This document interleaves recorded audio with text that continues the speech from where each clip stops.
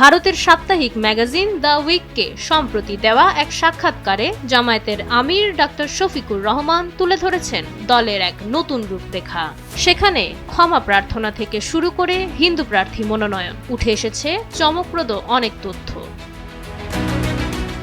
Doctor Shafiqur Rahman জামায়াতকে সংজ্ঞায়িত করেছেন একটি প্রগতিশীল ও মধ্যপন্থী ইসলামী দল হিসেবে। তিনি দাবি করেছেন, সময়ের প্রয়োজনে এবং সামাজিক অর্থনৈতিক বাস্তবতার সাথে মিল রেখে জামায়াত নিজেদের নীতিগুলো ক্রমাগত পরিমার্জন করেছে। আমিরের ভাষায়, জামায়াত শুধু একটি আদর্শিক দল নয়, এটি বহুদলীয় গণতন্ত্র এবং অন্তর্ভুক্তিমূলক শাসনে বিশ্বাসী।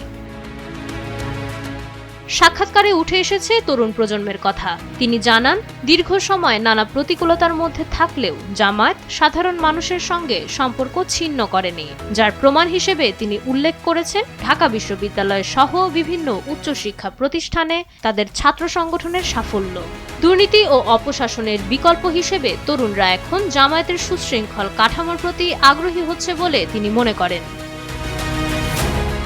আগামী নির্বাচন ও জোট নিয়ে আমিরের বক্তব্য বেশ পরিষ্কার। তারা এরই মধ্যে 10টি দলের সাথে জোট গঠন করেছেন। বিএনপির সঙ্গে সরাসরি জোট গঠন না হলেও বৃহত্তর স্বার্থে জাতীয় সরকার গঠন ও সহযোগিতার বিষয়ে তারা ইতিবাচক। এক্ষেত্রে তাদের 3টি মূলনীতি হল জুলাই অভ্যুত্থানের চেতনা রক্ষা, দুর্নীতির বিরুদ্ধে আপোষহীন অবস্থান এবং দেশপ্রেমিক রাজনীতি। জামায়াতকে নিয়ে প্রচলিত সমালোচনার জবাবে ডক্টর শফিকুর রহমান জানান, তারা সব নাগরিকের সমান অধিকারে বিশ্বাসী। এবারের নির্বাচনে হিন্দু প্রার্থী মনোনয়ন দেওয়াকে তিনি এর বড় প্রমাণ হিসেবে দেখান। নারীদের বিষয়ে তিনি বলেন, কেন্দ্রীয়ভাবে আসন বন্টনের সমীকরণে নারী প্রার্থী কম থাকলেও স্থানীয় সরকার নির্বাচনে জামায়াতের অসংখ্য নারী জনপ্রতিনিধি কাজ করছেন।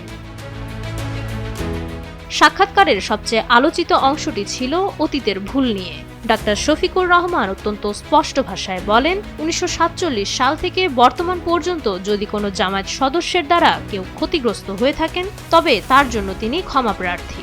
মানবিক মর্যাদা এবং ইনসাফ প্রতিষ্ঠাই এখন তাদের মূল লক্ষ্য। সময়ের সাথে খাপ খাইয়ে নিতে জামায়াতের এই প্রগতিশীল অবস্থান কি সাধারণ ভোটারদের মন জয় করতে পারবে? সাক্ষাৎকারটির মাধ্যমে বিশ্বের কাছেই বা কি বার্তা গেল? উত্তর মিলবে ভোটের দিনে। মাইশা মালিহা, সময়ের আলো।